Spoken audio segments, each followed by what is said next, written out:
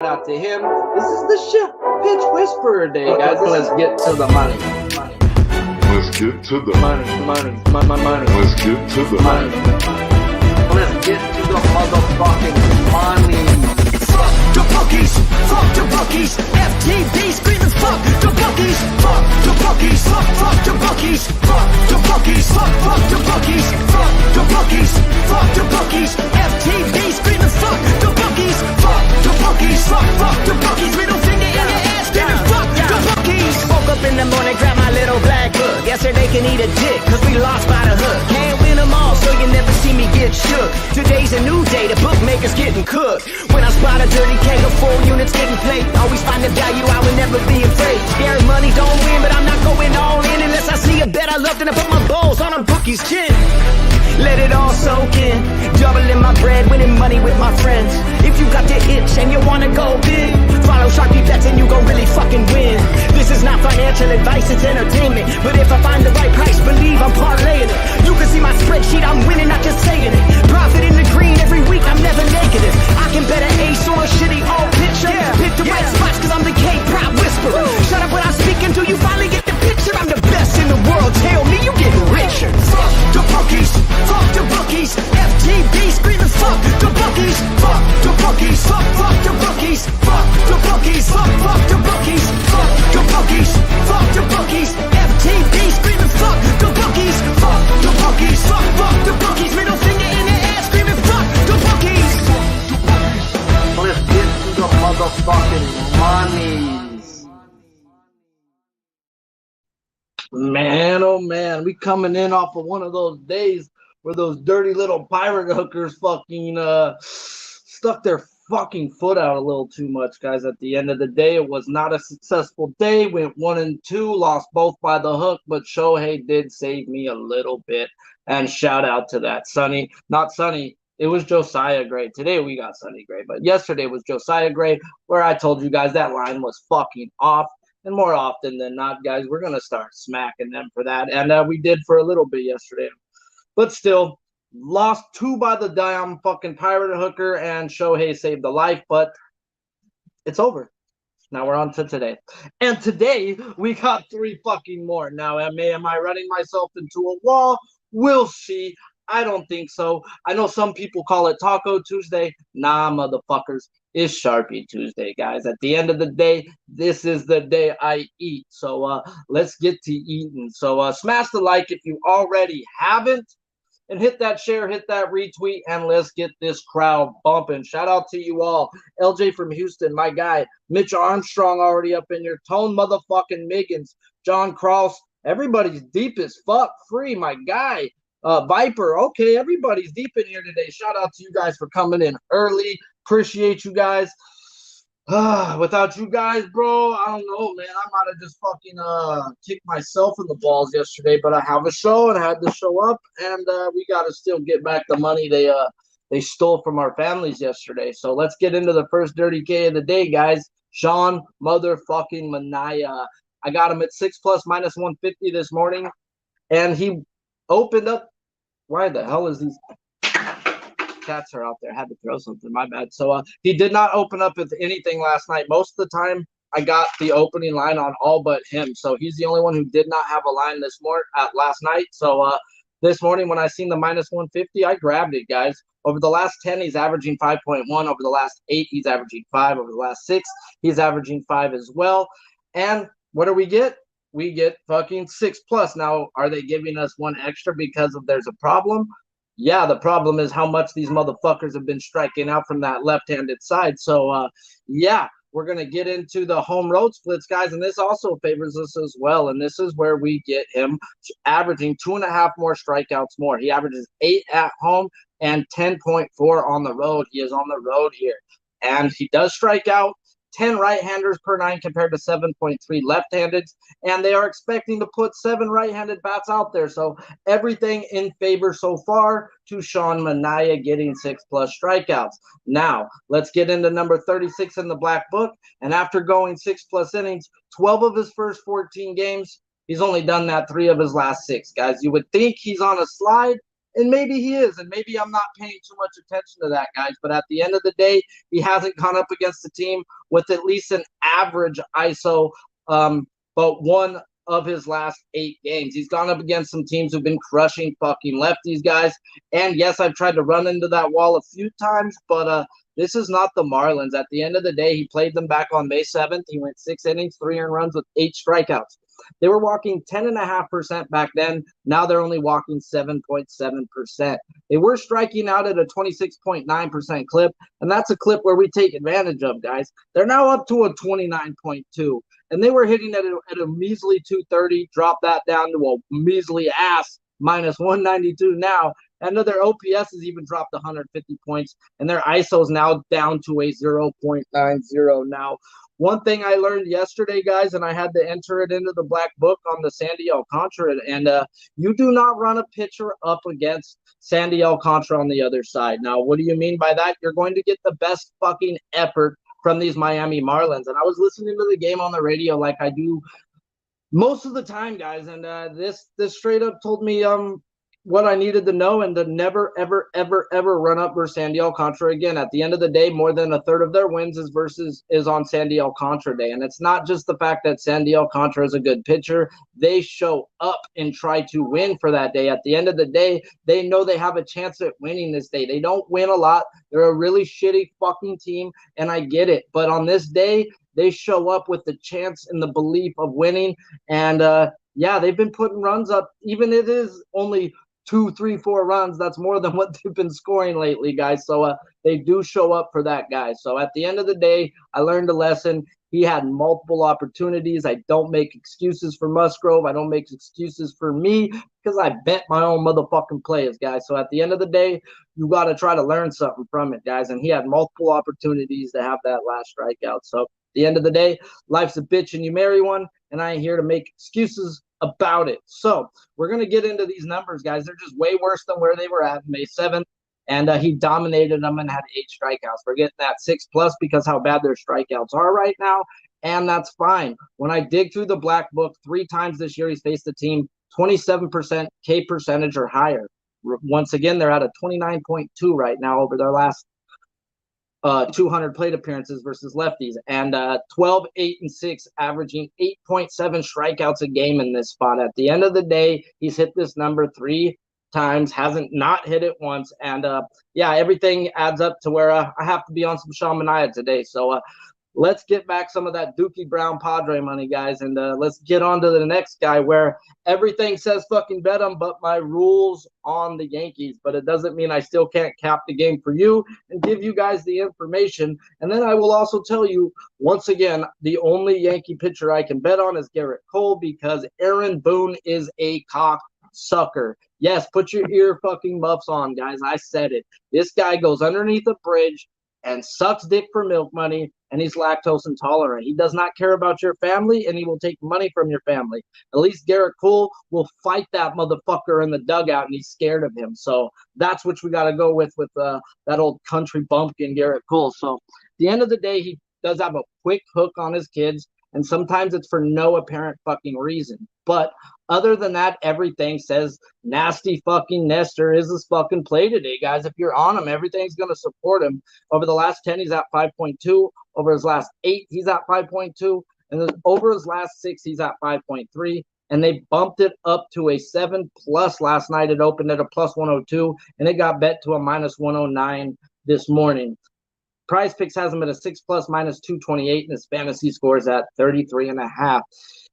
He is at home here, where he averages 0.8 more strikeouts per 9 than he does on the road, and he dominates the left-handed side with an 11 K per 9 compared to a 9.5 from the right-handed side. 9.5 is still fucking good. Don't take no discredit in that, guys. At the end of the day, the projected lineup is 7 right-handed bats and 2 left-handed bats. Now, when I dig through the fucking book, guys, he ain't in it. So let's get into it. I still have to do a little breakdown. He has played this team 4 times. So we did a little mini black book breakdown on this guy. So let's get into Nasty Nestor, the funk master himself, guys. I fucking love this guy. I didn't even really care about him until about the All-Star game, and we all seen that game. We all seen him with his earpiece in, and at the end of the day, that guy fucking did the damn thing. So, and I enjoyed the way he talked and the way he fucking bullshitted while he was on the mound. You got a fan out of me now, guy. I just wish you weren't on this team to where I couldn't bet you. So, gotta fucking just pass because Aaron Boone has taken too much money from me and my family, but this is a great fucking spot for him. He faced them on May 26th, he went 8 innings, 1 earned run with 5 strikeouts. Faced them on a back-to-back July 15th and 21st.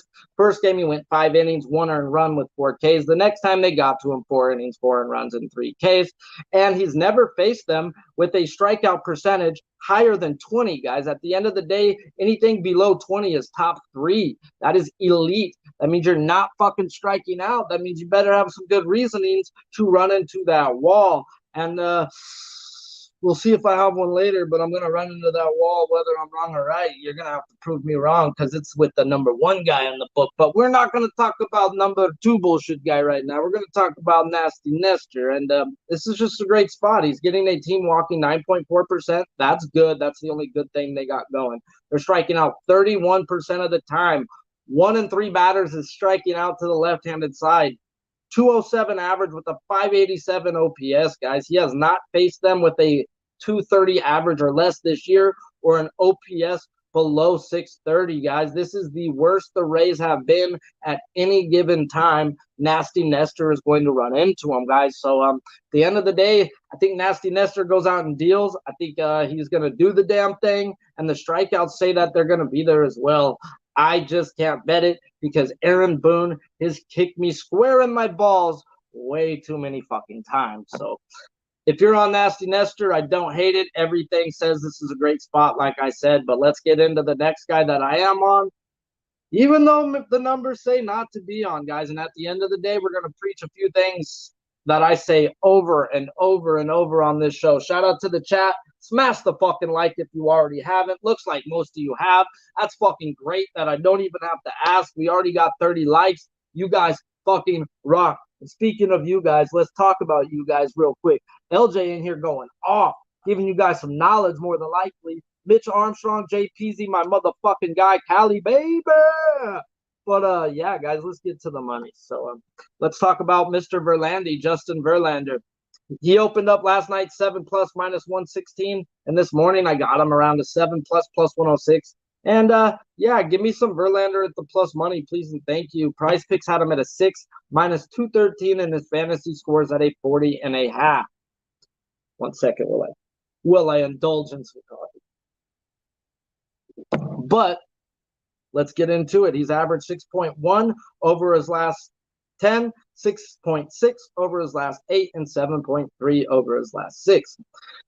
He is on the road here, and there are some fucking red flags. If we're going to just strictly go by the math of numbers, this is a fucking nah. So he does average 9.6 strikeouts at home compared to 8.3 on the road, and he does strike out 9.4 left-handed bats compared to 8.5 right-handed bats per 9, and they are projected in all right-handed lineups. So technically he averages 1.5 strikeouts less on the road, and he averages a strikeout less to the right-handed side.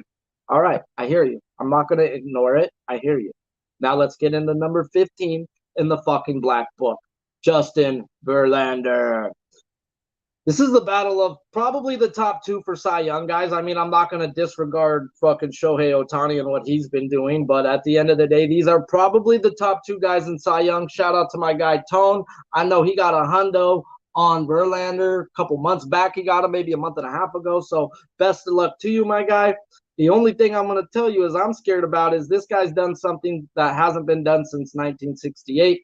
And we'll talk about that when we talk about Cease. But right now, we're here to talk about the other side of this top 2 Cy Young fucking game, guys. At the end of the day, this is the game of games. If you bet K-props, you've betted on these guys before. These guys are animals, and let's talk about the first one.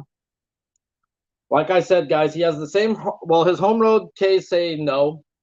His numbers in the lineup say no. But once again, I say numbers are like lawyers, guys. And that's, once again, they don't necessarily lie to you. They just don't necessarily tell you the truth. And it's our job to figure it out. Well, my job tells me, like, let's get into Justin Verlander, how I know me some Justin Verlander. And I have a note in my black book the last time he faced these White Sox, and he got crushed by them. 3.2 innings, 4 earned runs with 3 strikeouts. And he's going up against the numbers where they're almost identical, guys. So everything's saying, what the fuck are you doing, Sharpie, right here? Everything but this. I had a note next to them.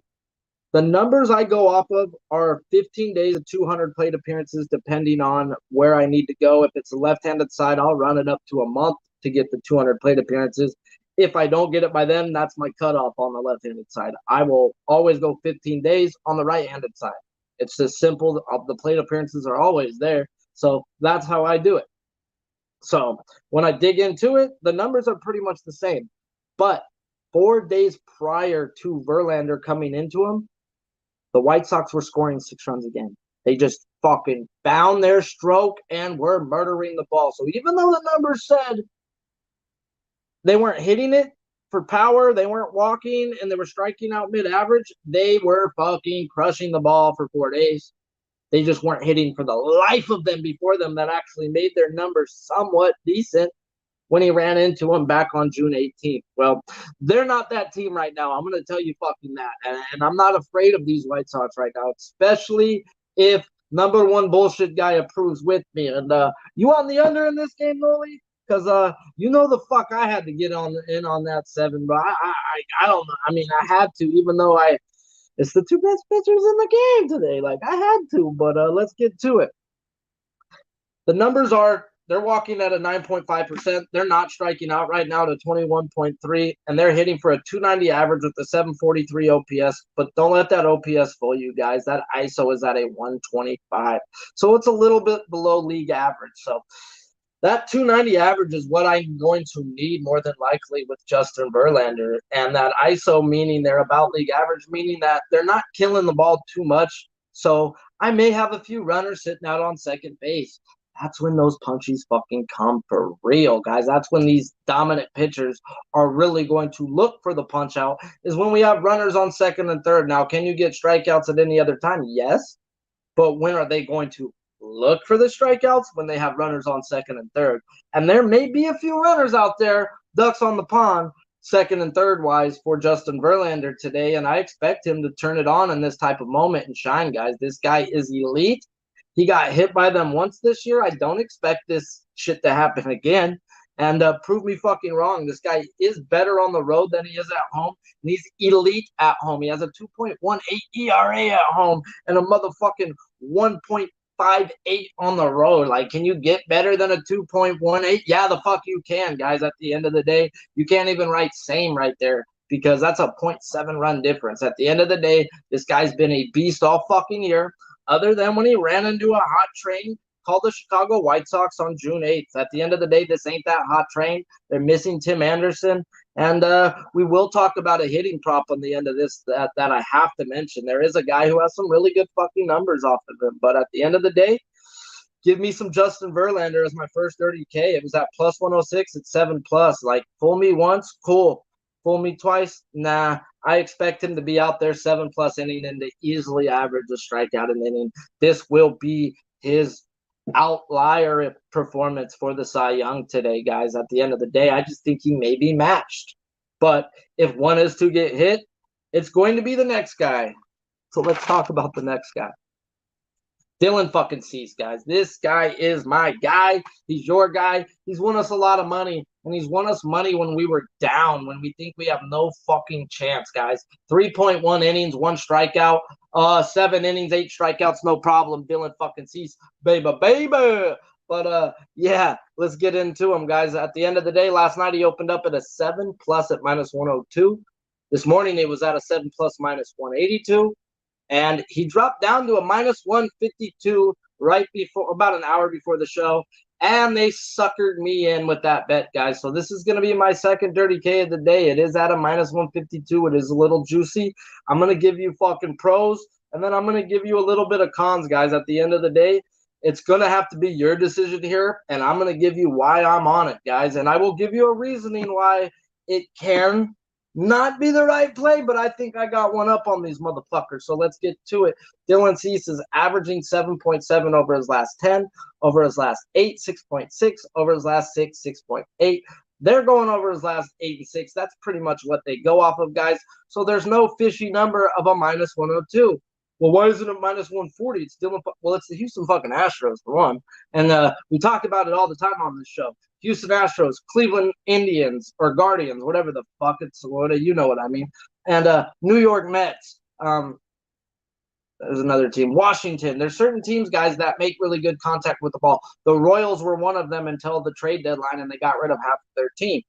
But we adjust as they adjust. But we're going to talk about two of those when we break down Dylan Cease, because Houston needs to be put in that class. Houston is one of those teams that you better have a good fucking reasoning to run a K-prop against. Yes, I get it. The first week after the trade deadline, they struggled, but the numbers are saying that they're not struggling anymore. The numbers did say they were struggling. At the end of the day, this is one of the elite teams in the American League, guys. And they know how to show up for big-time games, and they've been playing big-time games for a long time. So I expect an elite performance from both of these crews coming out today, guys. And let's talk about Dylan Cease. He's 7 on Prize Picks. He averages 13.1 strikeouts per 9 at home. We're 11.2 on the road. We have him at home here. Awesome. 2 strikeouts more per 9. And then he strikes out lefties 11.1 per 9 compared to righties with a 13.3. That's elite from striking out that many lefties per 9. And to dominate the right-handed side, of course, he's a slider first, fastball second type pitcher, almost 38, almost the same guy. So at the end of the day, he throws his slider as much as his four-seam. And he likes to throw that four-seam up in the zone. We'll get to that later with how that can be the issue with Dylan Cease in this game. Projected lineups is 7 right-handed and 2 left-handed. That plays into his K-prop as well, guys. So we got to take advantage when advantage is due. So let's get into the black book, guys. And everything says, Dick fucking no, it's the Astros. You better fucking run. They don't strike out, and you better fucking have some good reasonings. And there ain't too many good reasonings, is there? Well, let's get into it. At the end of the day, I think we're getting a good number right now because of he's played Cleveland twice in the last 8 games, guys. And that games he's averaging 5.4 strikeouts per game versus Cleveland over the last 2 years since 2021. So he struggles putting away Cleveland. What the fucking do? That can happen. Well, how is he versus the Royals over the last 2 years? Well, he averages 7.6 strikeouts a game versus the Royals, another team known for not striking out. So maybe the guy just has a fucking issue with the Guardians. Well, maybe he also has an issue with these Astros, but maybe he doesn't. He played them twice last year, averaging 7 strikeouts. He had one game where he had 10, and one game he got cracked and he had 4. It's not the same team as he was last year, and I know that he did get hit hard in the playoffs, and this ain't the playoffs, even though this is like a playoff atmosphere. I get it. This ain't the same Dylan Cease as it was last year. Dylan Cease has done something that hasn't been done since 1968, guys. He's allowed 1 earned run or less in 15 or 14 straight games with allowing more than 1 earned run. So this guy's been on a fucking tear, and he gets a team that's fucking struggling, guys. Maybe not by the strikeout numbers, but he gets a team struggling. 7 walk percentage, 18.4 strikeout percentage, 244 average, and a 635 OPS with an ISO of a 0.90. At the end of the day, they're hitting a couple singles. They're not hitting for power, and they're not walking. I get it. The strikeout percentage is 18.4, and that's a number where they're going to be at all the time. Well, I guarantee you, if I would have looked back at the numbers last year, these Houston Astros destroyed fuckers, guys. They were that team last year. Well, they're not that team this year, guys. They're not that team who just destroys people. They have really good starting pitching and really good bullpen. That's how they've been winning games, guys. So I expect Dylan Cease to go out there and shove. Now, the only fucking problem, the issue that does need to be brought up is Dylan Cease has struggled twice this year. San Francisco and Boston.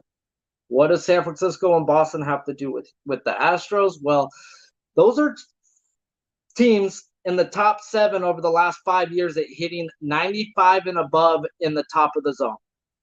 I know that's going to sound crazy and that's a dumb stat. Well, is it a dumb stat? Because that's what he fucking throws 38% of the time, is going to be 97 plus in the top of the zone.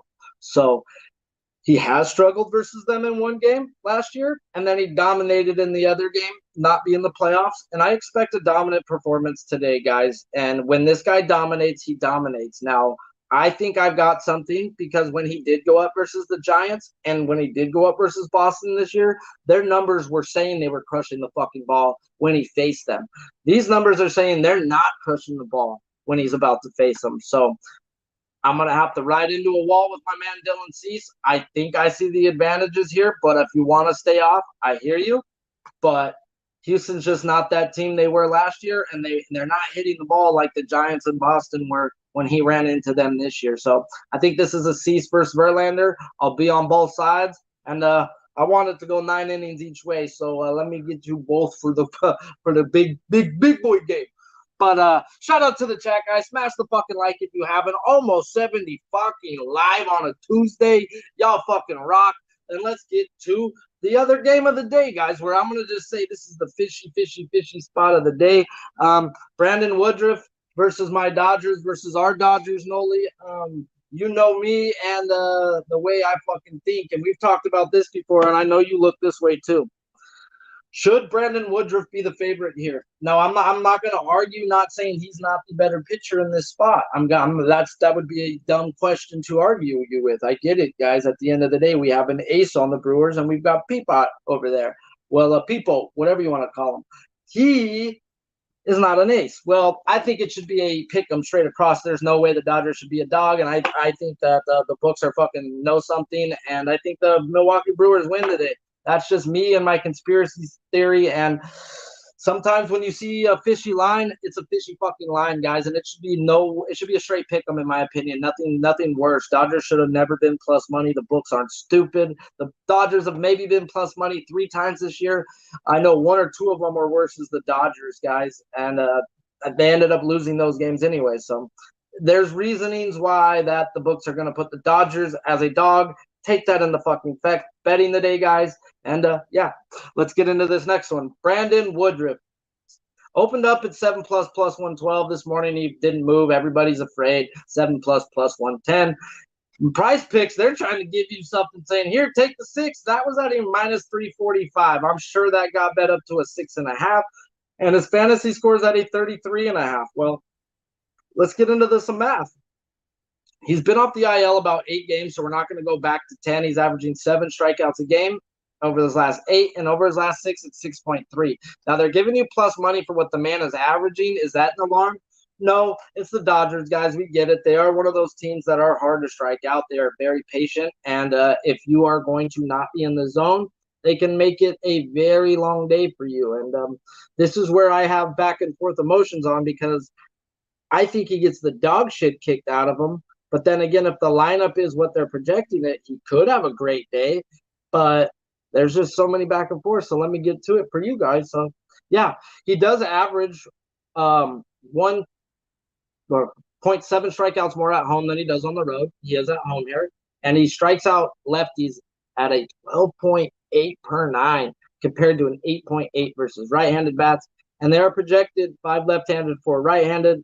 I've been pretty good at projecting my lineups, guys. I called it out yesterday. I knew Gallo wouldn't be in there. I knew Lux would be in there. And I knew Bellinger probably would have been in there too, but they put him at the 9 hole. So I think at most we put 4 left-handed bats out there, and I would not be surprised if we go down to 3 today. There's a big difference in lefty-righty average off this man. Righties are hitting at a 260, where lefties are hitting at a 193. Now, Freddie Freeman ain't going to get fucking sat down just because Woodruff's out there. No. Actually, he's actually got decent numbers with a bunch of singles. So, yeah, let's go Freddie Freeballing. But let's talk about the guy, number 44 on the black book now, guys. At the end of the day, he has a home 2.38 and a road 4.47 ERA. He is fucking home here. So strikeouts are better at home. ERA is better at home. He's just going into a goddamn buzzsaw named the Doyers. So let's talk about it.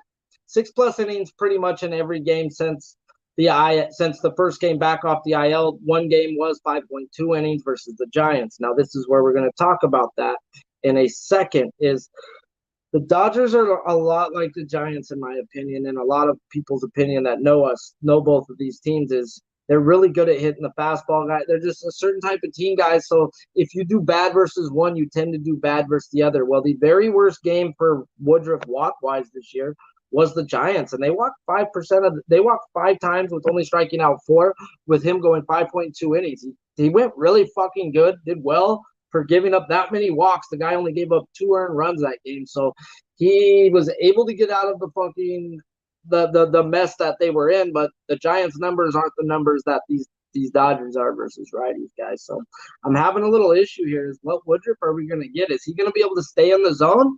Because if he can start pitches off in the zone, then you can strike out the Dodgers. They are not going to chase if you can't start your fastball. If you can't pin your fastball, you're in for a day. So if he can go up there and pin his fastball the first inning where he wants, he can end up with a really good day on them strikeouts, guys. But they will make you pitch to you, guys. They're not going to chase. And it could be a long day for Woodruff, guys. And it's just, I need more lefties in the lineup than righties to run as K-prop today. And I don't think I'm going to get that. And they are offering you plus money. So I don't hate it, but this is by the numbers the toughest team he's going to face all fucking year. They're hitting 293 with a 900 OPS and an ISO of a 258. Like, I get it. Good pitching beats good hitting, but this team is fucking hot, and this team is rolling. So if they load up lefties somehow, you might see me on it for a little bit, but I won't even go a full unit. I can't, not versus the way these Dodgers are hitting. You're like running into a wall at the end of the day. So Brandon Woodruff, I lean the over, but I definitely would need a lineup. So shout out to the chat, guys. 70 plus. Yo! We might hit 100 on a Tuesday, but we got one more pitcher to talk about. And I'll tell you half unit play on why I can't go full unit on Robbie Ray. That was almost like a rap. Half unit play on Robbie Ray. But yeah, I thought I was going to want to go balls deep in on them, guys. I was like, oh, it's the Angels again. Fuck yes, Robbie Ray's fucking been dicking these guys down. This is money in the bank. Yeah. And then I had to look into it, and I'm like, oh, whoa. Let's talk about it. Robbie Ray, guys, the last pitcher we're going to talk about. 8 plus last night was at a minus 105. This morning he was at a minus 139, and he has been coming down. I think I seen a minus 27, 127 right before the show. So let's get into it. 7.5 on Price Picks, and his fantasy score is 42.5. He does average 7.5 over his last 10, 7.3 over his last 8, and 6.5 over his last 6. So I'm going to tell you something, a little secret. I played the Astros 2 times in that last 8 games, guys. We know the Astros kick his fucking ass, and that's fine. Let's take those games out. He's averaging 8.8 and 9.2 over his last 8 and 6. So everything here is telling me, okay, like, let's load up on Robbie Ray. Let's load up. Everything's looking good. Well, let's get into it. He does average the same home road strikeouts at 10.4, and he dominates lefties at almost a 12 per 9 compared to a 10 per 9 versus the right-handed side. And they are projected 7 right-handed and 2 left-handed. Now, he does have a home 2.8 and a road 5.5 ERA, and he is on the road here. But Angel Stadium at nighttime, not the worst place to be pitching in, I'll tell you that. So let's get into it. He now gets the Angels for the 3rd time this year, and he's dominated them, like I said, every time. 7 innings, 1 run, 10 Ks each fucking game. That is June 17th and August 5th, 11 days ago, guys. So at the end of the day, this guy's been money. We've been on him twice, and he's done nothing but cash his tickets. And he even went out and put his nuts on the tables versus the Yankees last week. So big dog Robbie Ray's in prime beast mode. So I preach a few things on the show. I hate back-to-backs or teams or guys facing a guy within a 14-day period, and that's one of my fucking, like, no-nos. And I had to dig into this. So one thing about a team who struck out a lot versus a team who hasn't struck out a lot, the next time you see them within a 2-week period, they tend not to strike out as much. Now, you just struck out 10 times 11 days ago. The odds of getting that 10 again versus a team who just struck out that many times, they're not going to let that happen. They're going to attack it a lot more. Now, is Robbie Ray an ace? Can Robbie Ray do it? Yes. That's why I will be on him with a half unit type play. But you gotta take an advantage that The one time where he did see a team in a 15-day or 11-day period, the same exact time as this, and he owned that team too, the Oakland A's. They had 6 the first time, 12 the next time. Like I said, it goes the opposite way with that as well. If they don't get strikeouts the first time, you can get a lot the second time. We've done that with Jameson Taillon and others throughout the year, guys. It just goes each way, guys. They're professional hitters. If they strike out a bunch the first time, they're more than likely not going to. And then other than Christian Javier, they didn't strike out like that, guys. Like, they got all the other Astros pitchers and everybody else that they seen in a 2-week period. When I seen people running them back up, like, oh, it's the Angels, they suck. Oh, it's the yeah, but they weren't hitting that second time. But one did, and I'm not going to say Robbie Ray can't. Everything else tells me to fucking play the guy. When I run up these numbers, he's never even faced this team at a 24% strikeout clip. It's always been 22% or under. They're still not fucking hitting for anything other than ISO. So they're getting on second base and third base. Cool. That's when the pitcher's going to look out for even more punches. So everything says Robbie Ray, other than he got 10 strikeouts 11 days ago. And a team probably doesn't want to strike out fucking 8 more times after seeing you 10 days ago. So at the end of the day, got to be a little bit careful on Robbie Ray for me, and that's fine. I'm okay with that. So we're going to hit a commercial, come back to these hitting props, and get to the fucking monies.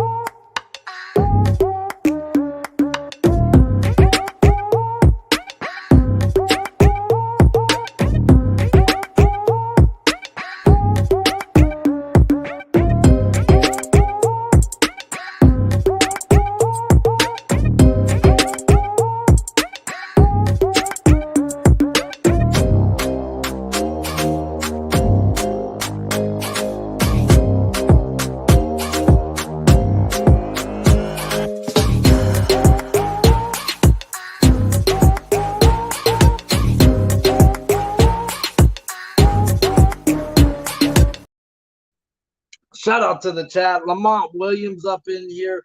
Motherfucking RZA. Everybody up in here. Let's fucking get to it. AOD, my motherfucking guys. The cruise is here. Smash the like if you already haven't. 50 fucking likes. You guys rock without even asking. 50 likes. Wow. Nuts on the table. Let's get to some hitting props. But before we do, speaking of nuts, go on over there and use that promo code Pub Sports over there with Manscaped and get that lawnmower 4.0, guys. Head your balls, not your bets, and let your lady start taking care of you a little more, guys. Take care of yourself and see how much more she takes care of you, guys. No one wants a wizard sleeve. So, yeah, go get that lawnmower 4.0 and thank me later. No, don't, though. Don't thank me. Don't. Just keep that to yourself and let your lady thank you. But let's talk about hitting props, guys. At the end of the day, we are a prop show that fucks bookies in the eye holes. So, I got to talk about a guy, even though I'm not on him. I'd be stupid not to mention it to you guys, especially at the plus money they're going to offer. And that's Jose Abreu, a.k.a. Jose Abubu on this show, guys. And versus Verlander, he's got 51 plate appearances, 5 walks and 10 strikeouts, batting .370 with 17 hits. 17 hits, guys? Well, 9 of them being extra bases, 3 doubles and 6 yoppers. Yops! Chopping this motherfucker's head off, guys. At the end of the day, too much plus money on his 2+ bases is at plus 149. And his home run, they're even giving you at plus 450. Now, I'm expecting my guys to be dominant, but life's not always like that, guys. At the end of the day, this guy has too good of a numbers to be having no plus 149 on no 2+ bases. So if you're one of those guys who hunts values, there is super value there at the end of the day. Astros pin over the last 30 days is middle of the pack. They have turned it on over the last 15, but still I expect Verlander to be out there 3 times, if not 4, through the lineup. And this guy has numbers that say he gets a hit almost 4 out of every 10 times. So he's going to get a hit, guys. And almost 50% of the time, dude, he's cutting the dude's head off for a fucking yopper or double. So too much plus money for what's been going on there, but had to bring it up even though I'm not going to bet it. It'd be dumb not to bring it up because I got to give you the pros and cons on some of the people I bet. At the end of the day, I ain't here just to push my shit. I got to give you the info. And you guys already know who the fuck we're on here, guys. I don't get it. You can give me plus money. You can give me up to minus 150. I'll still bet it, and then I will take your fucking money more than 70% of the time at the end of the year, guys. Paulie fucking Goldilocks, aka Goldie Smith, whatever what the fuck you want to call him. This guy just keeps stealing fucking honey from the honey pot and paying bills for us, guys. At the end of the day, he's a beast versus left-handers. And I get it. He doesn't have good numbers versus Kyle Freeland. I said last week, guess what? I play it no matter what, and the motherfuckers do. The dude was due when he went out and did what? He yopped him, and cast that fucking ticket, guys. At the end of the day, he is the best hitter in the history of baseball, OPS-wise versus left-handed pitching, with Frank Thomas and Ramirez underneath him. At the end of the day, he's number one in all of baseball this year in OPS off of a breaking ball with a plus 900 OPS when the league average is 300. So this guy is a fucking monster versus lefties, and they've got a bullshit-ass bullpen over here in Colorado Rockies, guys. It's a back-to-back on top. Give me the best hitter in baseball versus a lefty power-wise on a back-to-back, even if he does have bad numbers, but he turned that bad numbers around last week, and he's going to keep turning them around. Why? Because you are mediocre, Freeland, and he is not. Now, I get it. Freeland is a better pitcher on the road than he is at home. I'm not going to be the one who doesn't tell you that. We bet Freeland on the road numerous of times. This back-to-back versus a Cardinals team that tends to sodomize left-handed pitchers without Vaseline, guys. So you know how bad that can hurt. So yeah, dude, there's no way I can not expect that to happen again. Now, would it surprise me? Yeah, it would fucking really surprise me if Freeland goes out and deals again. I don't get how Quintana is that big of a favorite on a back-to-back either, though. But at the end of the day, I'm not here to talk about sides and totals. We're here to talk about Paul Goldschmidt and how they gave him 2+ bases is at plus 106. Plus 106? Yeah, please, thank you. I'll be there again. See ya. No problem. They did put his hits, runs, RBIs at 3+ at a minus 129, and his home run is at a plus 350. Not bad right there, guys. But at the end of the day, I'm one of those guys who likes to bet the over 1.5. And I will sprinkle the home run sometimes. But right here, I'm content with my plus money on the best power hitter from the left-handed side in the history of baseball. And I'm talking about OPS numbers back to the original date where they first started tracking it, 1913. Over 100 years, guys. Give me some Paulie Goldilocks at the end of the day versus a lefty. We preach that shit on this show. And we got to go right back to the guy we ran him with last time, guys. I'm not too picking him. I'm going to solo bet both. Where you're going to give me 2+ bases on Arenado at plus 110. Whatever, boss. At the end of the day, he was on a tear in August, batting 348 with an 830 slugging until his last 2-game skid, where he's gotten no hits in those 2 games. That's fine. You now get a pitcher where you've seen in now a back-to-back 5 days and a shitty-ass fucking bullpen. Nolan Arenado, even if they walk Paul Goldschmidt, they're not going to walk you, guys. So the best thing about having fucking Paulie Goldilocks in front of you is you rake too, my friend. You rake too. So I'm going to take both my guys, like I've done a lot this year, and I'm going to take them both over 1.5 bases, and I'm going to cash both of them, and you're going to give me plus money. I appreciate it. Thank you, bookies. Eye holes will be fucked. And then I was digging into it, and I'm like, man, how do I want to get in on this guy, guys? And I'm going to tell you, and I've called it a few times, and I used to shy away until I saw my man C-Mac do it, and I'm like, you know what, C-Mac with the pack? That makes sense, bro. I at the end of the day, that makes sense. So if a guy's got a really good average, and he's got a bunch of fucking singles off of a guy, but the dude's known for hitting yoppers, or he's got some good power numbers, isn't that guy fucking due? Isn't that like what we did with Goldschmidt last week versus Freeland? He was due. This guy's just, okay, well, guess who else is due? The polar bear. Pete fucking Alonso, guys. And old man Charlie Morton, guys. 13 plate appearances. Usually we like 15. 15 shows us enough. But 13's almost there, guys. And he's got 0 walks. That's the best part. That's my favorite part in the K prop. And 1 strikeout. I wish I seen more strikeouts, but at the end of the day, he has 5 hits in those 13 plate appearances, and I get it, 4 singles and 1 double. Well, that tells me he's seeing you.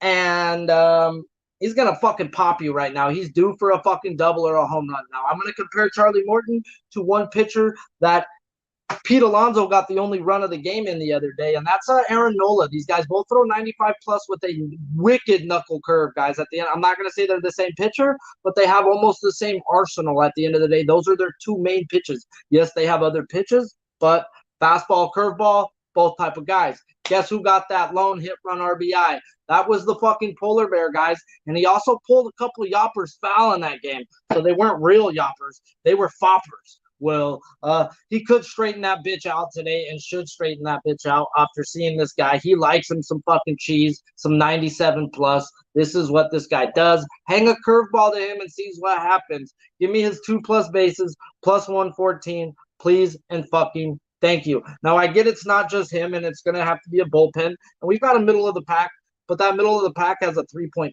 ERA, and a 3.5 ERA is still good, guys. So the Mets have owned Charlie Morton this year in 2 different games. They've got him both games. I expect nothing else to change, guys, and I expect Pete Alonso to be a big part of this. So Pete Alonso's hits, runs, RBIs was at 3+ at even money, so I didn't want to go there.